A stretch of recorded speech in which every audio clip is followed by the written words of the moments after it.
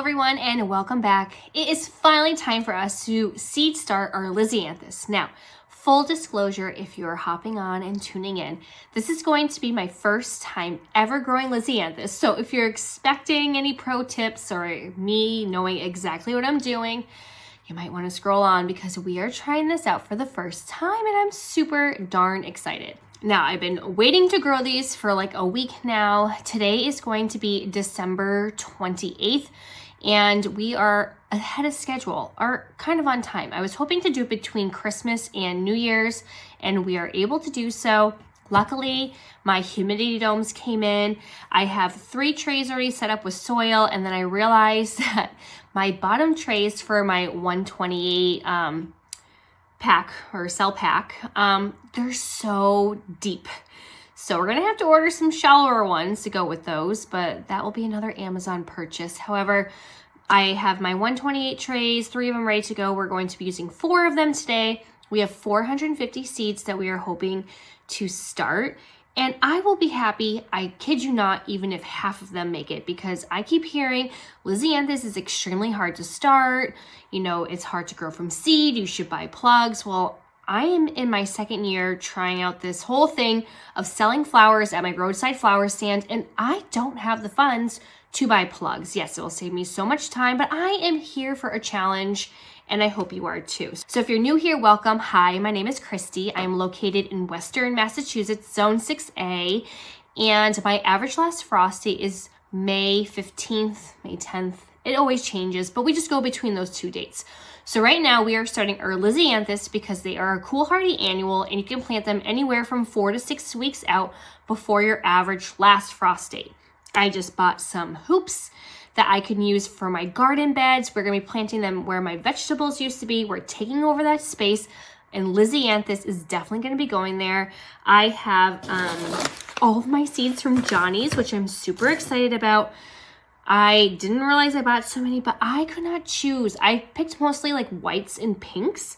I didn't go for any of the purple colors, but I'm hoping that if I am successful, again, happy if at least 50% of them germinate and get planted out into the garden, then we'll expand next year. It's just more so on my limited shelf space, but my mindset is that if these are going out 4 to 6 weeks before my average last frost date, and I'm gonna also have to take a week or so to harden them off, I can put them in my greenhouse as well. That should free up space for my warm loving annual. So hopefully we'll be able to work all of these things out. I also have a ton of snapdragons I need to get on the shelf. So between that and stock and other things, super excited to give these a whirl. And since this is my first time starting them, I did try and do as much research as possible. I love watching YouTube videos. I did some online research. I made sure I got everything from Johnny's. So I read all of their instructions. Plus there's a little link that you can click on and it gives you some more details as well. Basically it would break down like the harvest period and types. So I got a bunch in group 2 and 3. So in group 2, again, I am reading this all off because I am no expert, but my notes say group 2 is for spring, moderate light and heat, and summer, high light and heat. And that is going to include my Voyage 2, First Love, Light Apricot, Pink Improved, and Champagne are what I have for Voyage 2, and I have Corelli 2. I got pink, and somehow I ordered 2 of them. Don't know how that happens, but more for me, I guess. And then in group 3 is going to be summer, high light and heat, fall, moderate light and heat. I have the Corelli 3 white and light pink. And online, Johnny says that you should start it anywhere between 12 and 13 weeks before planting out. And again, you can plant them out 4 to 6 weeks before your average last frost date. And they do need light to germinate, so I will be covering these with vermiculite. This room gets super humid come the little bit like warmer spring months. Like once March hits, it gets full sun all stinking day, so it does get humid, and we don't cool the room down until a little bit before we like head off to bed. So I do make sure I put vermiculite, especially because these are going to be sitting in the trays for so long. I do plan on potting them up at some point. 450 of them potting up kind of seems a little bit stressful. So we'll get there when it comes, but I'm assuming I'm gonna pot them up because I have seen other videos where people pot them up and they look so much better compared to the ones that aren't. They just grow on a little bit better. And I did that with my coneflower, and I honestly saw a huge difference in ones that I potted up and not potting them up, even though they were started on the same exact time. So I'm assuming that's what's gonna happen basically for a lot of these plants. So I hope to pot them up. We'll see. It can take anywhere from 10 to 15 days to germinate, and you want to keep it between 68 and 72 degrees Fahrenheit. I will keep it at 68 degrees because when the lights are on, it tends to get a little bit warmer, especially with the humidity dome. It says your growing medium should be moist, not saturated. So what I like to do is I have my Pro Mix. It is going to be moistened. If I give it a good squeeze, it will still hold its form, but you're not going to be seeing water droplets coming out of it. And then I still will go ahead and mist everything once everything's in place, especially because they're pelleted seeds, which is my first time ever dealing with pelleted seeds. So hopefully I will get those to break down as well. It says, make sure that you don't let the growing medium dry while you are germinating. I always mist everything in the morning and then a little bit again before bed. I always check everything. I am like on it so much when it comes to germination. And then once about 50 to like 75% of the cells have germinated, I take the humidity dome off and I move it up to a different rack, still with the same kind of lights, so that way it can keep growing on. I've read that after germination, you want to have the temperature between 60 and 68 degrees. So luckily we keep upstairs at 65. It's perfect because I don't want to stress the plants out. And that's because it says you don't want the soil temperature to go above 70 degrees. There's something called rosetting, which I was looking into, and it can occur if the plants are stressed. Now, I saw I could get root shield. Dang, that stuff is so expensive. So we are not doing that, but I did get some, was it like calcium nitrate or something? I have that coming in. And I also love using Neptune's Harvest fish fertilizer. I use that for everything. I know it stinks, but I honestly, our room is so big, I don't really notice the smell. And I really dilute it. So I only put a little bit in. This is my handy dandy watering can. I'm pretty sure I got it from like Big Lots or something. I have 2 of them, and I will fill that up and I just put a splash, especially when it's seedling. So I don't go heavy with the fertilizer until there are at least a few sets of true leaves on there. You should keep a fan on to help with the moisture. So I do have several fans that clip on that I use. They're kind of a pain in the butt. You do have to recharge them. So at night I charge them, clip them on, and then I put them on. So we will have the vermiculite hopefully to help, plus the fans. The temperature is going to be below 68 degrees. And it also says you don't need to water as much, which is kind of nice. So I'm also part of a Facebook group dedicated to Lisianthus. And so like they say, like, will they survive or die if you don't water it? You want to try and let them dry out a little bit. So that kind of sounds really great to me, because watering, I know sometimes is such a pain and getting on top of, especially when you are busy and you're working and you have dinners to make and bedtimes. So it's nice to know that I don't have to water every single day, but I do find using a spray bottle also really helps too. And I got to get new bottom trays, because or else they're going to be sitting in so much water. I don't know what I'm going to do. So that is my next Amazon purchase. All right, and that's it. So I went over the things really quick. So I have my Pro Mix. Again, this is my first time using Pro Mix for seed starting flowers. I use it before for like vegetables and I never had any issues. Usually use Espoma seed starting mix. This is what I had on hand. It was super cheap. I got it in the fall from Walmart. I think it was like normally $20 and I got it for like $6 or $7. I was beyond thrilled. So my garage is filled with Pro Mix potting mix, and yeah, so that's what we're gonna do. So I already have, like I said, 3 trays ready. We'll get a tray ready together. I have all of my plant tags. I don't know if I told you if today was the 28th or 29th, but today is the 28th. And so hopefully my little one, again, I do everything during nap time. So he is sleeping right now. My daughter's with my husband making bracelets or something, and we are going to get Lisianthus because he knows I've been dying to get my hands in getting these ready. So we have our tray right here, brand spanking new. So dang excited. So again, I have this already pre-moistened. I like to this is also the best investment ever. It was like $8 at Home Depot, and I can put all my dirt in it. So we are going to Try not to make a mess because my husband just vacuumed. I'm like, I don't know why, because I'm always making a mess with dirt in here. One of these days we'll have my own place or room that doesn't have carpet to start my seeds. All right, one thing I do love about Pro Mix is it's just so soft. There's not too many big chunks in it. So I fill it up and I'm just gonna go and make sure we get those air pockets out. It usually takes me about three attempts down. This is honestly the one thing I can't stand doing when it comes to seed starting is filling the trays and getting them prepped.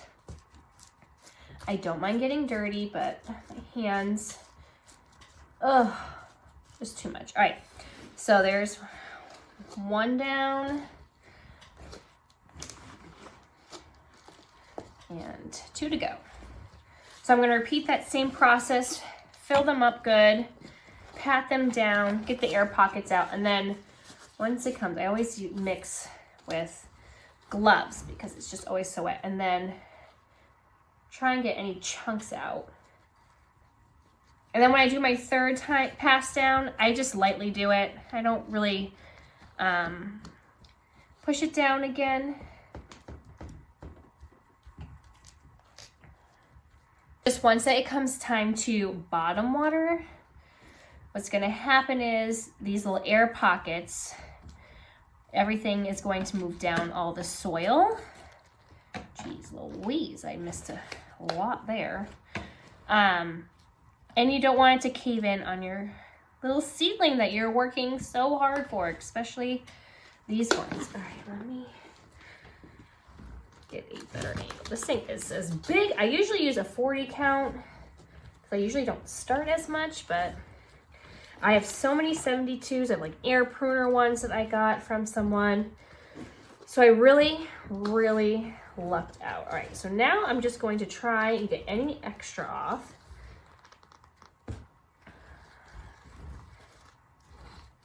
Smooth it out as best as I can. All right, and that looks pretty darn good. We have our tray ready to go. Again, this is going to be my first time doing this, so bear with me. But I usually like to put things in my hands and then prick them in. However, I do have a bowl, a shot glass, and some toothpicks in case if I want to put them in that way. I have 2 of the Voyage Pink 2 Improved. So we're gonna start off with those.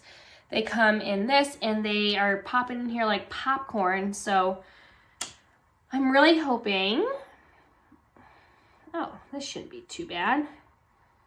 Except I don't know how you're gonna get all of these out, dang. And I forgot to get my spray bottle. All right, come on guys. All right, I think we got them all. All right, I'm going to try and just place one in and give it a nice little push against the soil so it can get some contact. And I guess the pelleted is really nice because, God, it's going to be that nice bright yellow.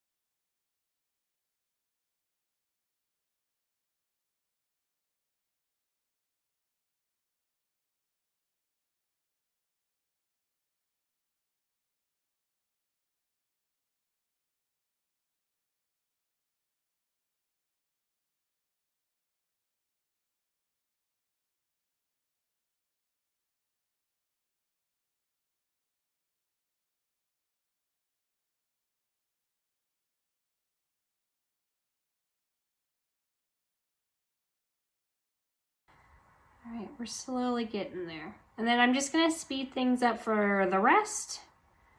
And then I'll come back when we are going to try and break down these pellets.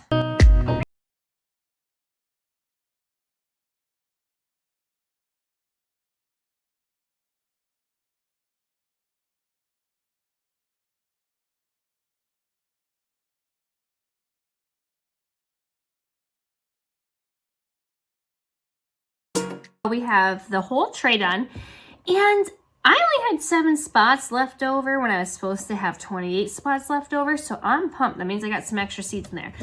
I am going to spray these down to try and help break off the coating before I put the vermiculite on, which I will then spray again because I want that to also settle. So we're just gonna go in and give each, oh boy, this is also going to help make sure that the seed has really good contact with the soil.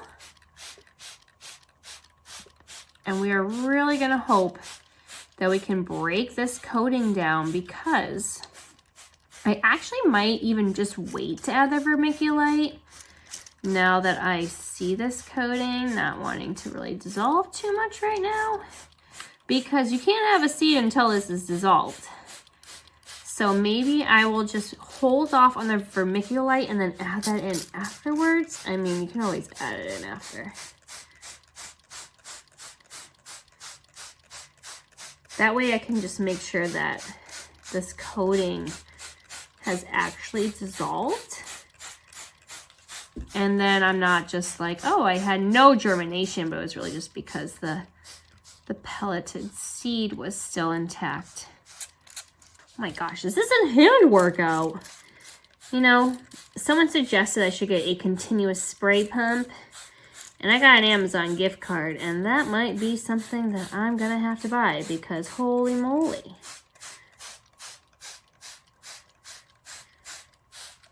All right, you can kind of see some of them dissolving. Look at that. This is 4.5 minutes of spraying, guys. Oh, geez Louise. All right. I'm going to call it quits on that for now. And then we're going to do the rest of them. I'm just going to do this super fast for you, and then I'll catch up with you in a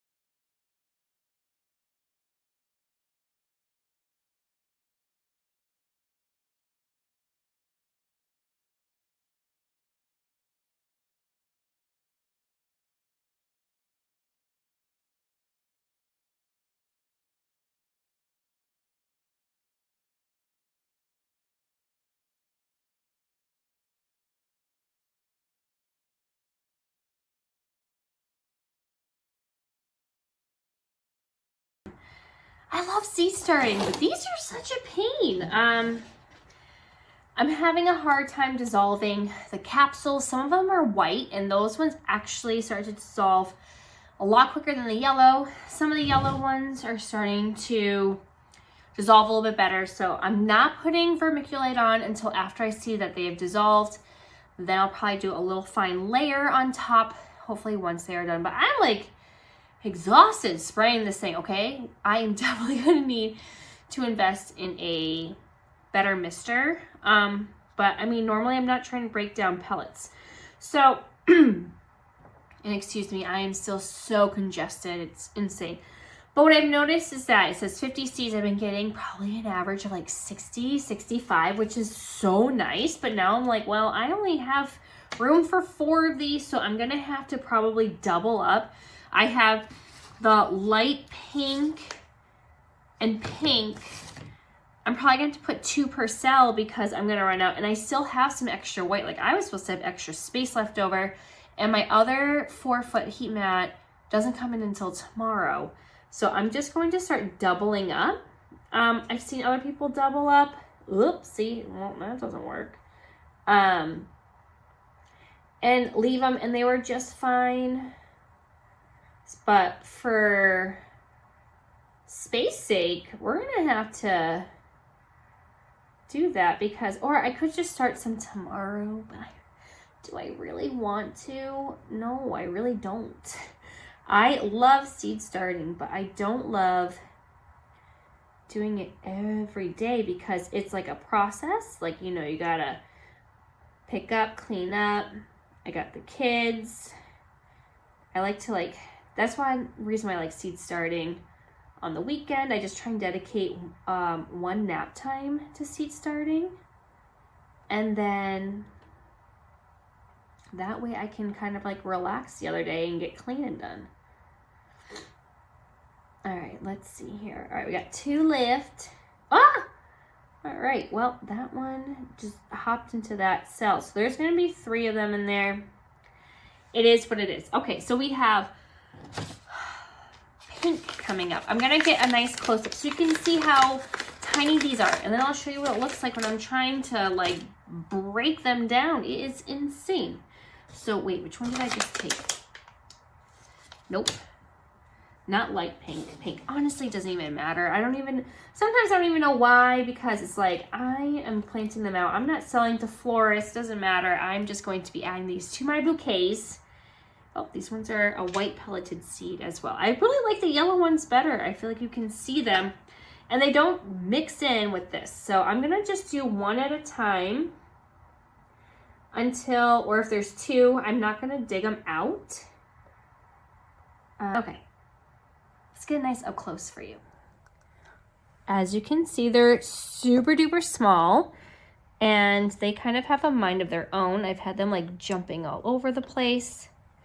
And unfortunately, it looks like now that I doubled them up, I don't know, will I have too many spaces? So I'm trying to plop one in and then compress it down a little bit so it doesn't move or jump. Oop, there goes 2. Too much once I put the water. Hey, you come here. Ah, yes, got it. Goodness gracious. Oh, there goes 2 again and 2 again. I gotta get my 2.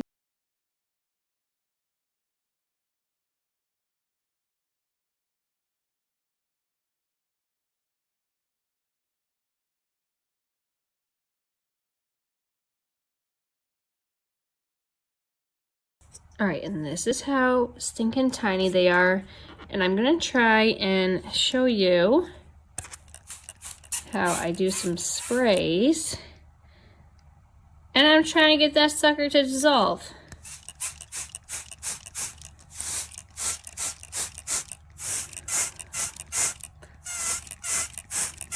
And they're just hanging on tight.